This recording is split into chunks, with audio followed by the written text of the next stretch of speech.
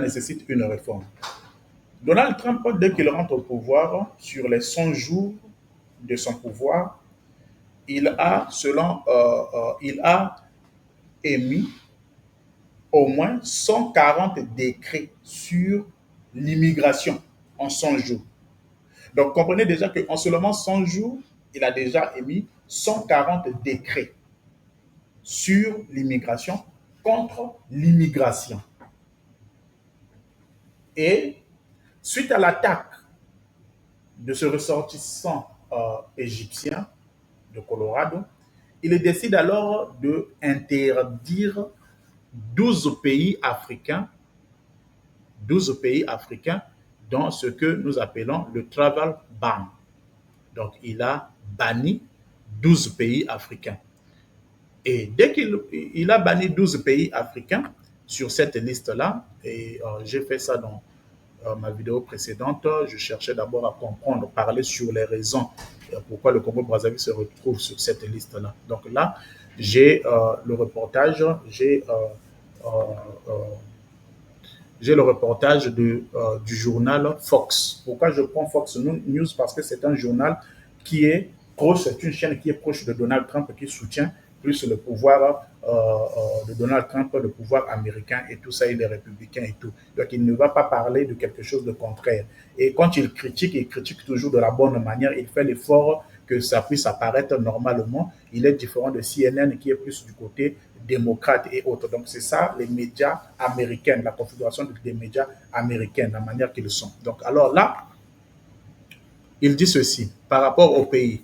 Il dit que Trump a mis les restrictions de voyager plusieurs pays et parmi les pays africains. Parmi les pays africains. Donc on commence à dire les raisons évoquées par rapport à chaque pays. Il parle de la Somalie. Il parle d'abord de la Somalie. La raison que la Somalie se retrouve dans cette liste-là, c'est à cause des groupes terroristes tels que Al-Qaïda et ISIS et ses représentants. C'est un pays là où il y a la guerre, et il y a l'insécurité et tout ça. Il y a beaucoup de groupes armés, des groupes terroristes. Et cela enfreint, il y a quelque chose contre la sécurité nationale des États-Unis. Ça, c'est normal, comme tout pays, ils doivent être sécurisés et la sûreté territoriale de son pays pour protéger ses citoyens, les citoyens de son pays. Donc ça, ce n'est que normal. La Somalie s'est retrouvée là par rapport aux groupes terroristes qui se trouvent en Somalie. Et c'est un pays où il n'y a pas assez de sécurité. Il n'y a pas assez de sécurité. Et donc, il n'y a pas assez de sécurité. Et donc, ils sont au niveau de la liste des interdictions de pays, l'interdiction de venir aux États-Unis à ses citoyens. Il y a la Libye, nous connaissons la Libye depuis la chute de Muammar Kadhafi. Depuis là, la Libye est devenue un pays où il y a plusieurs groupes armés et il y a l'insécurité totale, plusieurs groupes armés et il n'y a plus de contrôle. Donc, ils ne sauront pas qui vient de la Libye, qui est terroriste, on ne connaît pas ses intentions et cela c'est un trait. Donc, il y a quelque chose sur la sécurité des populations des États-Unis. Ça, ce n'est que normal sur ça. Il y a le Soudan également, il y a la guerre là-bas. Bien que la guerre là, créée par plusieurs ces grandes multinationales et ces grandes démocraties et tout ça, il n'y a pas de sécurité et tout. Voilà pourquoi il a mis la Somalie dans cette liste-là.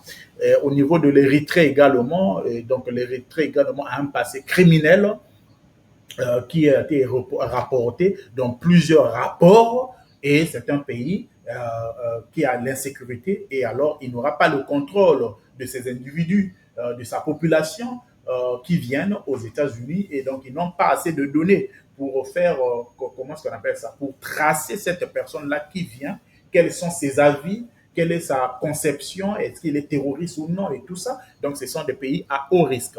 Donc après là, il vient également, il y a le Tchad.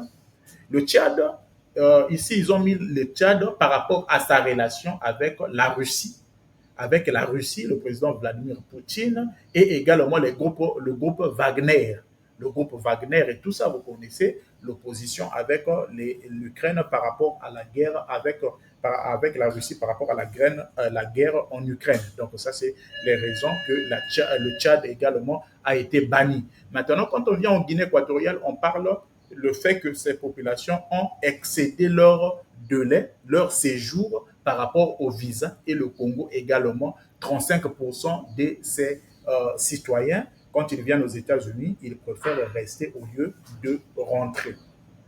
Donc, nous sommes visés, le Congo est visé par rapport au overstay. Ce n'est pas par rapport aux terroristes, parce qu'il n'y a pas de terroristes au Congo, ça là je soutiens, et il n'y a pas de groupes armés au Congo. Il n'y a pas de groupes armés au Congo, et il n'y a pas de guerre directe au Congo. Au Congo, le Congo vit une dictature, et le Congo vit une dictature, ça là je peux quand même au moins le dire, ou bien un régime sévère envers sa population pendant beaucoup des années. Donc, si un Congolais vient ici, dans ce pays ici, il a préféré rester dans ce pays ici, c'est pour sa sécurité sûrement, et il a fui les violences et de l'autocratie du pouvoir de Brazzaville. Il a fui sûrement ces représentants-là au niveau des problèmes politiques et économiques. Mais le fait de dire que la guerre, oui, il y a eu des guerres au Congo, et dans ces années-là passées, mais ce n'est pas dans les années actuelles. Donc c'est un peu ça sur la procédure avec le Congo. Il y a la Sierra Leone également. Ça, c'est également la procédure également de la Sierra Leone est pointée plus quand ces populations sont déportées. Ils n'acceptent pas de recevoir ces populations-là. Donc, ils n'acceptent pas que ces ressortissants repartent dans leur pays. Également, il y a le Togo également. Donc, il y a le Togo également. Ils ont dit le Togo à cause de la corruption, la mauvaise gouvernance et tout ça, et aussi le overstay visa. Le Burundi également qui est indexé, c'est sur les mêmes bases de overstay. Donc, la majorité de ces pays-là, c'est par rapport au overstay et au terrorisme, par rapport à la sécurité nationale des États-Unis. Donc, alors, ça, c'est avec le travel ban. Maintenant, au niveau de la déportation, qui est déporté, qui n'est pas déporté? Parce qu'aujourd'hui, tous vivent dans la peur. Ne sachant pas si on va venir après toi, et ne sachant pas si ça peut être une erreur, parce que beaucoup ont été déportés comme ça par erreur. Et aujourd'hui également, il y a aussi, ils sont en train de viser également les gens qui se sont naturalisés américains. Ils viennent aussi après ces personnes-là. Si tu as un passé criminel, bien que tu t'es naturalisé américain, tu es dans les viseurs de ICE. Et ils partent vers les procédures. Ils veulent, et nous ne savons pas s'ils vont réellement aller, dossier par dossier, comprendre, étudier chaque personne, la manière qu'il a acquis sa nationalité américaine. Parce qu'ils disent qu'il y a beaucoup de fraudeurs, il y a eu beaucoup de fraudes et beaucoup des abus avec leur système de l'immigration. Donc ça, ce sont des réalités qui se passent ici et ils partent après des gens. Alors cela crée un climat euh, de peur, un climat de peur qui est une réalité, qui est réelle aux États-Unis actuellement.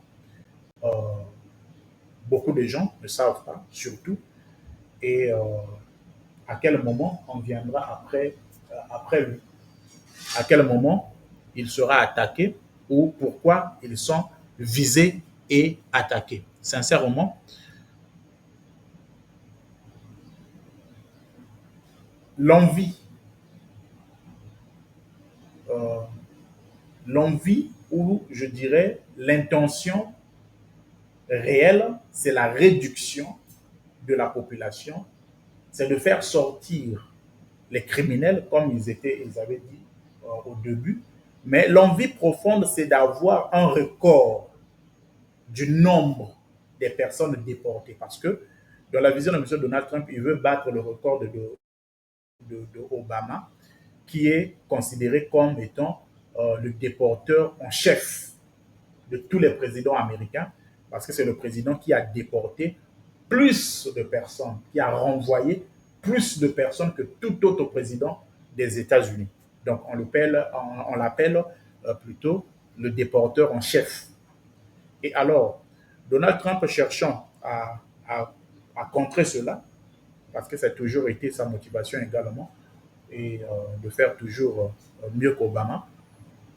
Et alors, cherchant à contrer cela, il a aussi commencé son programme appelé Mass Deportation, donc la déportation en masse.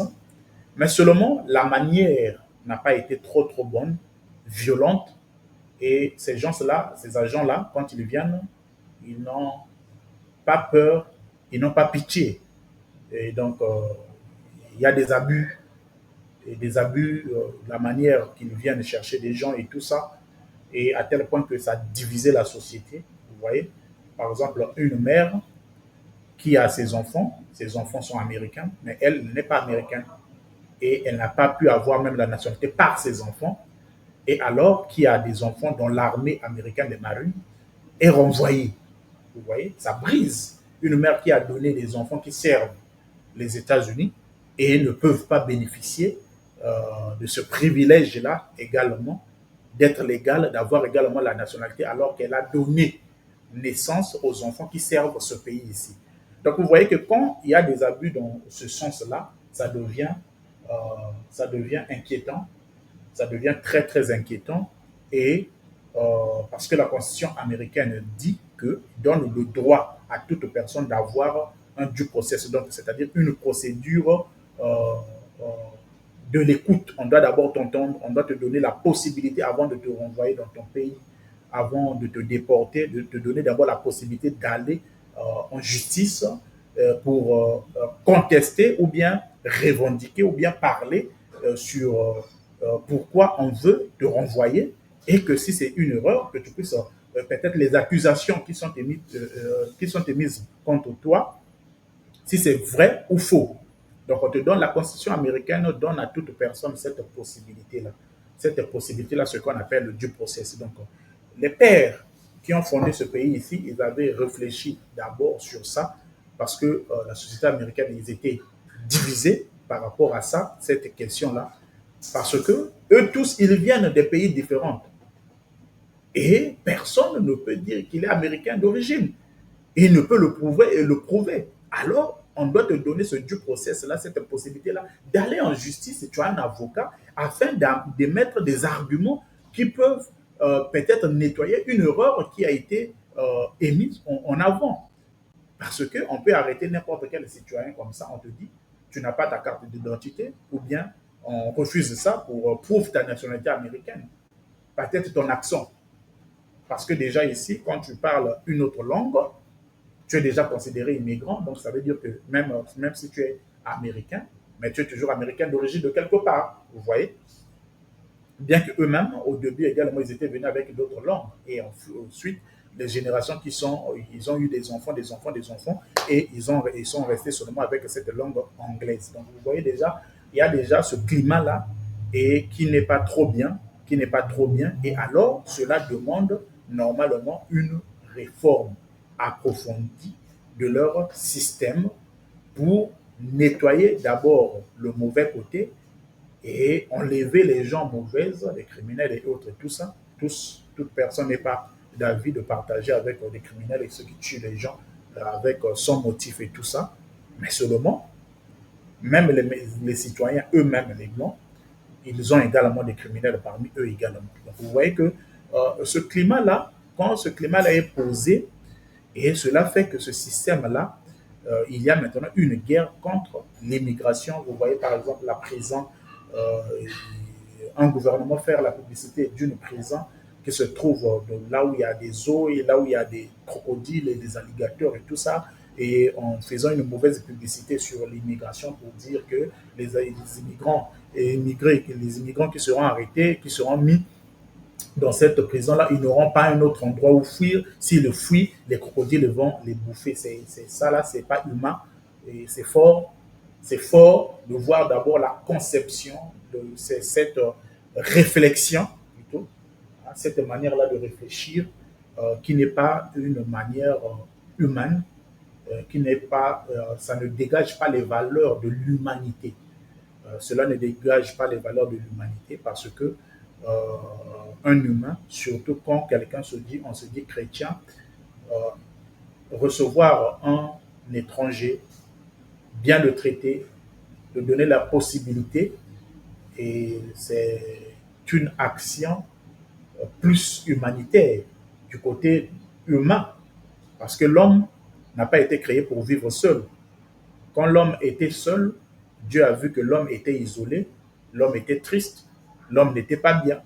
Voilà pourquoi il devait faire une aide semblable pour créer une personne qui doit accompagner l'homme, qui est la femme, et ensuite peupler la terre. Vous voyez? Et quand les gens agissent contre cela, ils agissent contre l'humanité et ils agissent contre Dieu. Et ils ne peuvent pas prétendre être chrétiens parce que un chrétien, c'est quelqu'un qui doit aimer son semblable comme lui-même, selon le commandement même de notre Seigneur Jésus-Christ. C'est d'accueillir l'étranger, c'est de faire du bien à l'étranger. Et surtout quand l'étranger vient habiter dans vos terres. C'est quand même une loi. C'est même dans la loi de Moïse. Vous voyez? Et quand il veut embrasser votre culture, et quand il est prêt à, il participe à votre société et à votre économie, et il fait partie de vous maintenant, alors donnez-lui les documents légaux, donnez-lui la possibilité également euh, d'être légal et qu'il vive également sans peur, sans ce climat-là qui est en train d'être créé où les gens ne peuvent plus bien dormir et ne savent pas leur avenir. Parce que pour plusieurs, ils ont déjà abandonné leur pays. Plusieurs aussi, par exemple avec la procédure de Haslam, qui ont fui la violence dans leur pays d'origine et qui ont embrassé une autre culture, un autre pays, là où il y a des possibilités et tout ça. Et ils participent dans l'économie de ce pays ici en payant leurs taxes et surtout en faisant l'effort d'être toujours un bon citoyen, et bien qu'il ne bénéficie pas assez de beaucoup de programmes, parce qu'un immigrant n'est pas considéré, n'est pas comme un citoyen du pays, parce que, un, il ne bénéficie de rien de gratuit. Il ne bénéficie de rien de gratuit. Il doit travailler pour manger son pain, il doit travailler pour se vêtir, il doit travailler pour ses soins médicaux, il doit travailler à tout moment et il doit travailler pour sa retraite également. Donc vous voyez qu'il n'y a rien de gratuit pour les immigrants. Et alors, et il est même moins traité dans le sens où les boulots, les travails qui les recrutent ne payent pas assez selon ce qu'ils pouvaient mériter. Et également, le traitement, les bénéfices sont limités par rapport à cela. Donc, vous voyez qu'une personne qui participe à votre économie, dans votre économie, qui fait que votre pays soit grand et qui assure, même qui aime votre pays, et du jour au lendemain peut être traité comme ça, enlevé et renvoyé dans son pays là où il avait fui. C'est pas humain, c'est trop dur et c'est trop fort. Et quand vous voyez le discours de ceux qui sont censés normalement garantir la paix, la tranquillité et même apaiser même la population en termes, connaissant les chiffres de l'économie, connaissant ce que représente cette communauté-là de ces étrangers qui apportent, qui font que ce pays soit grand, qui font que ce pays reste toujours dans la grandeur, la hauteur auquel il est pendant beaucoup des années. Mais ce discours-là, ces mêmes hommes-là créent un autre discours